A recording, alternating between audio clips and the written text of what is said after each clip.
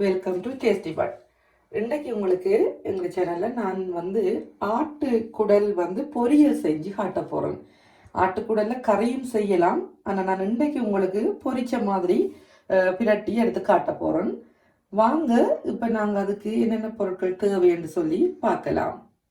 இதில் நான் உங்களுக்கு ஆட்டுக்குடல் இந்த எடுத்துருக்கிறேன், ஃப்ரெஷ்ஷாக வாங்கினேன். இது ஒரு ஆடின்ற குடல் தான் நான் வாங்கினேன். வாங்கி நான் கழுவி இப்படி வச்சிருக்கிறேன். இதுல முதலாவது உங்களுக்கு சொல்ல வேண்டியது என்னன்னா, இதை எப்படி அவிச்சு நான் கழுவி இப்படி கிளீன் பண்ணி எடுத்திருக்கிறேன் என்றத பாருங்க. இந்த மாதிரி கழுவி கிளீன் பண்ணி எடுத்திருக்கிறேன். இது எப்படின்னு சொன்னா, இந்த குடலை வாங்கி வெட்டி வெட்டிட்டு நான் ப்ரெஷர் குக்கர்ல போட்டு உப்பு, மஞ்சள், 4 கிராம்பு, 5 ஏலம், ஒரு பட்டைத்துண்டு, பட்டைத்துண்டெல்லாம் போட்டு அரை மணித்தியாலம் வச்சு மீடியம் ஃப்ளேமில் வச்சு நான் அவிச்சு எடுத்தேன்னா பாருங்க. அதில் காட்டுறேன் பாருங்க. அவிச்சு எடுத்த உடனே உங்களுக்கு காட்டுறதுக்காகத்தான் நான் எடுத்து வச்சு இப்படித்தான் அது வரும். இந்த மாதிரி தான் அது இருந்தது. வெளிப்பாகம் இப்படித்தான் இருந்தது. அவிச்சு நான் இதை கிளீன் பண்ணியிருக்கிறேன். நீங்கள் அப்படி நல்லா அவிச்சு விட்டோன்னு இங்கே பாருங்க, அதுன்ற இந்த இதெல்லாம் இப்படி கலரக்கூடிய மாதிரி இருக்கும். தோல் எல்லாம் இப்படி கலரும். நீங்கள் கலட்டும் பொழுது இந்த இப்படி கலரும். நல்லா அவிச்சிட்டீங்கன்னு சொன்னா இந்த மாதிரி கலண்டு வரும். பாருங்க, இப்படி நல்லா கலண்டு வந்திருக்குதுன்னு சொல்லி. இப்ப இது நான் ப்ரெஷர் குக்கர்ல இருந்தபடியா நான் ப்ரெஷர் குக்கர்ல போட்டு அவிச்சு எடுத்தேன். நான் இப்ப ப்ரெஷர் குக்கர் இல்லாதவங்க நீங்க நான் சொன்ன மாதிரி உப்பு, மஞ்சள், ஏலம் எல்லாம் போட்டுட்டு நீங்க ஒரு 3 மணி நேரத்துக்கு மீடியம் ஹீட்ல விட்டு அவிச்சு எடுத்தீங்கன்னா இதே போல இந்த தோல் எல்லாம் கலர்ற மாதிரி அழகா வடிவா வரும். அப்ப நான் இதை இந்த எடுத்திருக்கிறேன் எல்லாம். அதுக்கு பொரிக்கிறதுக்கு ஒரு பெரிய வெங்காயம் வெட்டி எடுத்துருக்கேன். இப்படி ஸ்லைஸா அப்படி வெட்டி எடுத்திருக்கிறேன் பாருங்க. அது போல இஞ்சி இடிச்சு வச்சிருக்கிறேன். பூண்டு அதுவும் நல்லா அப்படி தட்டி தட்டி வச்சிருக்கிறேன். நல்லா அடிச்ச மாதிரி மென்மையா வச்சிருக்கிறேன். வாகையும் பட்டை அரைச்சு கொள்ளையில, கறிவேப்பில, ரம்பையில, பச்சை மிளகாய் 2 எடுத்து இப்படி நீளமா வெட்டி வச்சிருக்கிறேன். அடுத்தது தேசிக்காய் பாதி எடுத்து வச்சிருக்கிறேன், தேசி புளி. மற்றது இதுல ஒரு தேக்கரண்டி, இதுல ஒரு தேக்கரண்டி மிளகு, ஒரு தேக்கரண்டி பெரிய சீரகம், ஒரு 6-7 செத்த மிளகாய், காஞ்ச மிளகாய் போட்டு இதெல்லாம் எல்லாம் பவுடர் பண்ணி எடுத்து வச்சிருக்கிறேன். நீங்க மிளகு உங்களுக்கு தேவையான அளவு போட்டுக்கொள்ளலாம். செத்த மிளகாயும் தேவையான அளவு போட்டுக்கொள்ளலாம். காஞ்ச மிளகாய் உங்களுக்கு எவ்வளவு தேவையோ அதன்படி போட்டுக்கொள்ளலாம். அடுத்தது இதுல ஒரு மேசக்கரண்டி தனி மிளகாய் தூள் எடுத்து வச்சிருக்கிறேன். மற்றது இதுல தாளிக்கிறதுக்கு எங்களுக்கு தேவையான பொருட்கள் இருக்குது. இதுல நான் கொரியாண்டர் பவுடர் போட போறேன். அதுக்காக இதை எடுத்து வச்சிருக்கிறேன். இதுல கொரியாண்டர் பவுடர் நான் 1 டீஸ்பூன் போடுவோம் யோசிச்சிருக்கிறேன். அடுத்தது இதுல தேவையான அளவு உப்பு. இது இறைச்சி வாசத்துக்கு நாங்க செஞ்ச தூள். அதை நான் போத்தலோட தான் எடுத்து வச்சிருக்கிறேன். ஏன்னு சொன்னா இதை வழியில ஒரு டிஷ்ல எடுத்து போட்டு வச்சிருந்தா காத்து போய் மணம் போயிடும். அதுக்காக இப்படி போத்தலோட எடுத்து வச்சிருக்கணும். இதுல ஒரு தேக்கரண்டி அளவுக்கு நான் போட போறேன். தேவையான அளவு எண்ணெய் பாவிச்சு கொள்ளுங்க, அவ்வளவுதான் தேவை. ஓகே, இப்போ வாங்க நாங்க செய்முறைக்குள்ள போவோம்.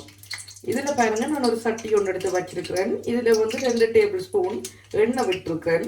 இப்ப எண்ணெய் நல்லா சூடாயிட்டு நான் என்ன செய்யறேன்னு சொன்னா ஒரு அரை தேக்கரண்டி கொஞ்சம் குறைவா கடுகு போடுறேன். ஏன்னு சொன்னா அந்த குடல் ஒரு 300 கிராம் அளவுக்கு தான் இருக்குது. அதுக்காக தான் அப்படி குறைச்சி போடுறேன். ஒரு தேக்கரண்டி அளவுக்கு பெரிய சீரகத்தை போட்டுட்டு நெருப்பை குறைச்சிட்டு கறிவேப்பிலையை ஓகே. இப்போ பார்த்தீங்கன்னா கறிவேப்பில, ரந்தையில எல்லாம் போட்டாச்சுது. இப்போ எல்லாம் பொரிஞ்சு வந்துட்டுது. இதுக்குள்ள நாங்கள் இப்போ இஞ்சி எடுத்து கட் பண்ணுவோம். இஞ்சி போடுவோம், போட்டு பொரிய விடுவோம். நல்லா இஞ்சி நல்லா பொரிய வேணும். இஞ்சி பொரியும் வரைக்கும் நல்லா மிக்ஸ் பண்ணிக்கொள்ளுங்க. இப்போ இஞ்சி அரைவாசத்துக்கு பொரிஞ்சு வந்துட்டு இந்த டைம் பார்த்து நாங்கள் எங்களோட கார்லிக் அதை இதுக்குள்ள போடுவோம். போட்டு நல்லா மிக்ஸ் பண்ணி அதையும் பொரிய விடுவோம். ஓகே, இப்போ பாருங்க. இப்போ இந்த வெள்ளைப்பூடு, இஞ்சி எல்லாம் பொரிஞ்சிட்டு வரைக்குள்ள இந்த கட்டத்தில் நாங்கள் எங்களோட குடல் எடுத்து வச்சிருக்கிற குடலை க்ளீன் பண்ணி வச்சிருக்கிற இந்த குடலை இதுக்குள்ள ஆட் பண்ணிக்கொள்ளுங்க.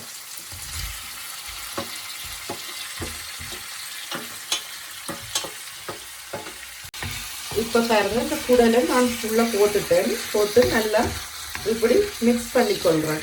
இப்போ மீடியம் ஃப்ளேமில் தான் இருக்குது அடுப்பு. இதை நல்லா மிக்ஸ் பண்ணுவோம். இந்த டைமில் மஞ்சள் தூளை ஒரு 1/4 டீஸ்பூனுக்கு நான் போட்டிருக்கிறேன். இந்த அவிக்கைகளையும் போட்டு நான் அதனால் ஒரு 1/4 டீஸ்பூனை போட்டுட்டு நல்லா மிக்ஸ் பண்ணுவோம். இந்த டைமில் பார்த்து நான் ஒரு 1/4 டீஸ்பூனுக்கு கொஞ்சம் கூடுதலாக உப்பு போட்டுக்கொள்கிறேன். தேவையான அளவு உப்பு நீங்கள் போட்டுக்கொள்ளலாம், பிரச்சனை இல்லை. இப்போ பாருங்கள், இந்த மாதிரி அவிஞ்சிட்டு வந்த இந்த ஸ்டேஜில் வந்து நான் இந்த வெங்காயத்தை எடுத்து போட போகிறோம். அதை எடுத்து இப்படி ஒத்தொத்தையாக்கி தூளாக்கி தான் போட போகணும். கட்டியாக போட்டால் அது பொரிகிறதுக்கு டைம் எடுக்கும். அதனால் இப்படி போட்டு இது பண்ணிக்கொள்வோம். வெங்காயத்தை அதை போட்டு இப்போ நல்லா மிக்ஸ் பண்ணுவோம்.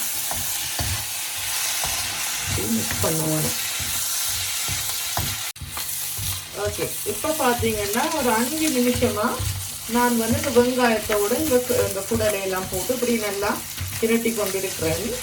இதுக்குள்ள இந்த மாதிரி ஸ்டேஜில் வந்து நாங்கள் என்ன செய்ய வேணும், நெருப்பு கொஞ்சம் ஸ்லோ பண்ணிவிட்டு என்ன இருக்குது இந்த பச்சை மிளகாயை இதுக்குள்ள ஆட் பண்ணிக்கொள்ளுங்க. ஆட் பண்ணினா இந்த மாதிரி டைம் ஆட் பண்ணலாம், அந்த ஃப்ளேவர் நல்லா இருக்கும். அதுக்காக தான் இப்போ பார்த்து இதை ஆட் பண்ணுறது. இப்போ அடுத்தது நாங்கள் என்ன செய்ய வேணும், தனி மிளகாத்தூள் இருக்குது தனி, அதை எடுத்து இதுக்குள்ளே ஆட் பண்ணி கொள்ள வேணும். இது உங்களுக்கு அளவுக்கு நீங்கள் போட்டுக்கொள்ளலாம், பிரச்சனை இல்லை. இப்போ இதை நல்லா மிக்ஸ் பண்ணிவிட்டு இப்போ நான் வந்து கொரியாண்டர் பவுடர் வந்து இதுக்கு ஆட் பண்ணுறேன். அது வந்து ஒரு டீஸ்பூனுக்கு தான் எடுத்துருக்கிறேன். கொஞ்சம் உரைப்பு கூட இருக்கணும் இந்த குடல் திரட்டல் பொரிச்ச மாதிரி வரத்துக்கு. அதுக்காக தான் கொரியாண்டர் நான் குறைச்சிருக்கிறேன். அதுக்கு பதிலாக இறக்கைக்குள்ள நான் கொரியாண்டர் லீஃப் போட போகிறேன். அப்போ இதையும் போட்டுட்டு நல்லா இப்படி மிக்ஸ் பண்ணிக்கொள்ளுங்க. ஓகே, இப்போ பார்த்தீங்கன்னா நான் திருப்பி எல்லாம் போட்டுட்டு பிறகு ஒரு 3 நிமிஷமாக இதை விட்டுருக்கேன் இப்படி பொரிகிறதுக்கு. அப்போ இது விட்டு இந்த ஸ்டேஜில் வந்து இந்த மாதிரி இந்த மிளகாய், மிளகு, பெரிய சீரகம் முடிச்ச அந்த பவுடரை இதுக்குள்ள நான் ஆட் பண்ணுறேன். ஆட் பண்ணிவிட்டு நல்லா ஒரு சர்வ் பண்ணுவேன். இது உண்மையிலேயே நம்ம கறி வைக்கிறதா இருந்தால் அந்த கறிக்கு இவ்வளோ டைம் எடுக்காது.